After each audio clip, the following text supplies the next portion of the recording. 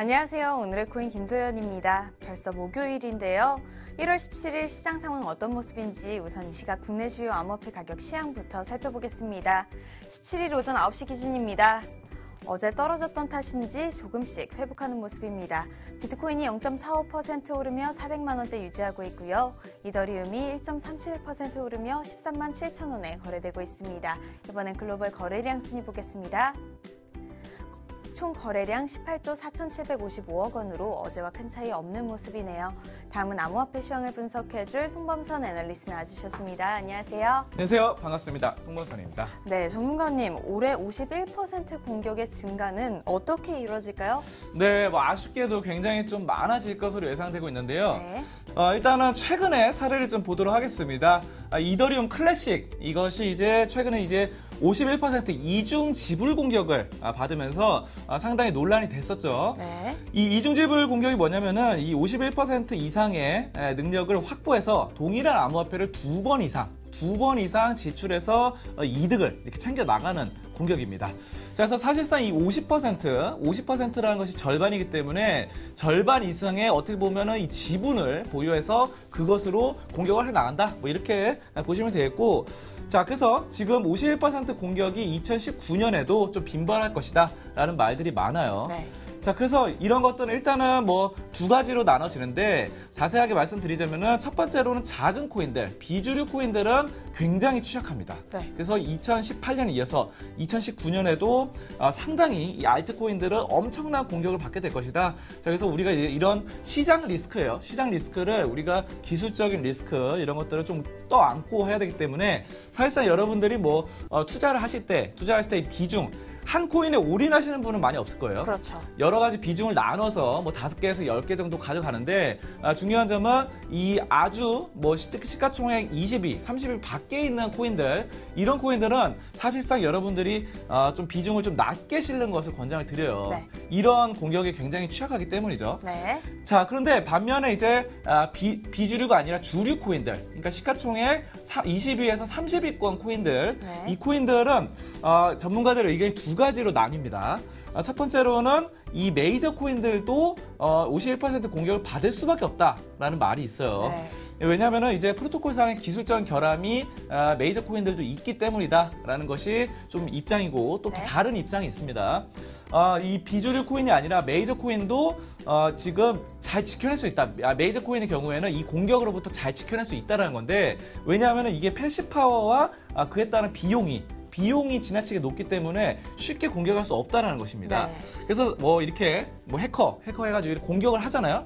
공격을 하면은 이 공격한 본인도 피해를 입을 수 있어요. 네. 자, 그렇기 때문에 메이저 코인을 쉽게 공격 못하고, 근데 만약에 그런 위험성 리스크를 감안하고 이 사람이 그냥 막 공격을 한다, 무대포를 한다, 그러면은 그게 성공했을 경우에는 메이저 코인도 어쨌든 이 51% 공격에 노출될 수 있습니다. 네. 그렇기 때문에 여러분들이 이런 여러 가지 사안들을 시장 리스크와 기술적 리스크, 해커 리스크, 51% 리스크 이런 것들 여러 가지 고려해 가시면서 한 코인에 몰빵하는 게 아니라 좀 분산 투자하면 그래도 리스크는 좀 떨어지거든요. 네. 아무래도 하나가 코인이 공격당해도 이거 말고 다른 데서는 좀 벌 수 있기 때문에, 또 거래소도 약간 분산하고 이런 것들은 상당히 저는 좀 긍정적으로 보고 있습니다. 네.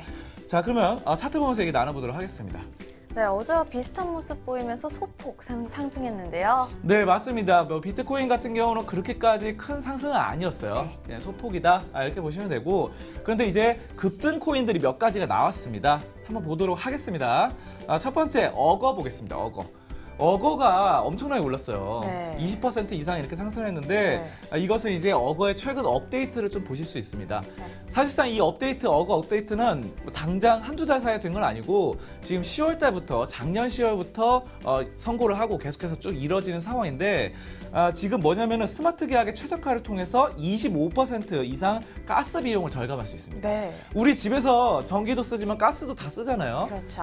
그래서 도시가스 이런 것들 할 때 굉장히 다 필수 자재예요. 필수. 어쨌든 쓸 수밖에 없는데 이런 것들 비용을 절감하기 때문에 굉장히 좀 효율적이다라는 거고 거의 뭐 무료에 가깝게 또 가스 비용을 지불하고 수수료를 절약할 수 있는 시스템도 마련되고 있습니다. 자, 그래서 이런 것들 어거가 이런 점들에 대해서 되게 편의성, 우리 일상생활에 대한 편의성 이런 것들로 부각이 받으면서 좀 올라가고 있다. 이렇게 해석하시면 되겠고, 자, 그리고 스트라티스 보겠습니다. 스트라티스도 엄청난 상승세가 나타났습니다. 네. 이거는 이제 기업 친화적인 플랫폼인데요. 지금 D앱을 스마트 컨트랙트를 활용해서 D앱을 구축할 수 있는 플랫폼을 제공해 줍니다. 네. 자, 그래서 블록체인 개발을 도와주는 거예요. 그래서 기업들한테 상당히 유용하다. 이런 점들이 좀 부각 받으면서 큰 급등이 나타났는데 지금 올라갔다 약간 눌림목입니다.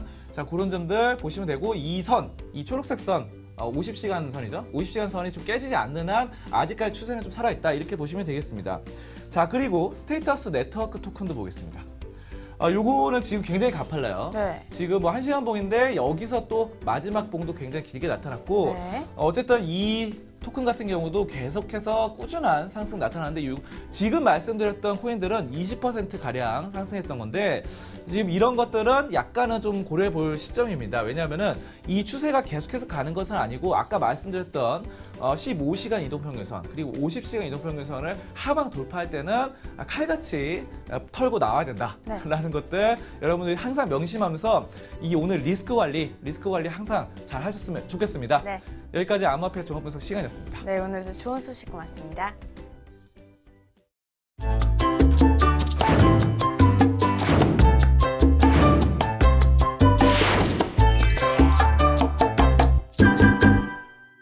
오늘의 코인 날씨입니다. 오늘은 거래소들의 흐린 소식으로 가득한데요. 크립토피아와 비트맥스의 흐린 소식을 준비했습니다. 크립토피아 소식부터 보시죠. 뉴질랜드의 암호화폐 거래소 크립토피아에서 해킹 사건이 터졌습니다. 현지 시간 15일 크립토피아는 트위터를 통해 해킹으로 인해 거래소에 심각한 보안 문제가 발생했다고 밝혔습니다. 거래정보 제공 사이트 웨일얼러트에 따르면 우리 돈 약 27억 원 규모의 이더와 약 13억 상당의 센트럴리티 토큰이 크립토피아에서 익명의 지갑으로 전송됐는데요. 현재 뉴질랜드의 경찰과 하이테크 범죄팀이 조사를 진행하고 있는 상황입니다.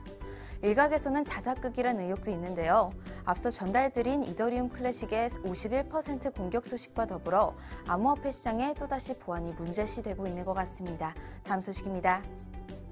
암호화폐 선물 거래소죠. 비트맥스가 미국과 캐나다 고객들의 계정을 폐쇄했습니다. 지난해 4분기부터 암호화폐에 대한 글로벌 규제가 강화되자 이란, 시리아, 북한 등에 대한 거래를 금지하고 미국과 캐나다 계정마저 폐쇄한 건데요. 현재 미국 증권거래위원회와 비트맥스의 대표 아서 헤이즈는 이와 관련된 언급을 피하고 있다고 합니다.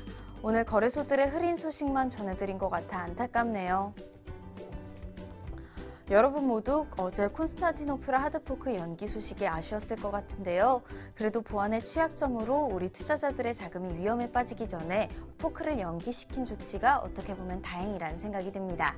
새로운 하드포크 일정은 내일 개발자 회의에서 결정된다고 하는데요. 하루빨리 다시 진행할 수 있는 날짜가 정해졌으면 좋겠습니다. 지금까지 오늘의 코인 김도연이었습니다.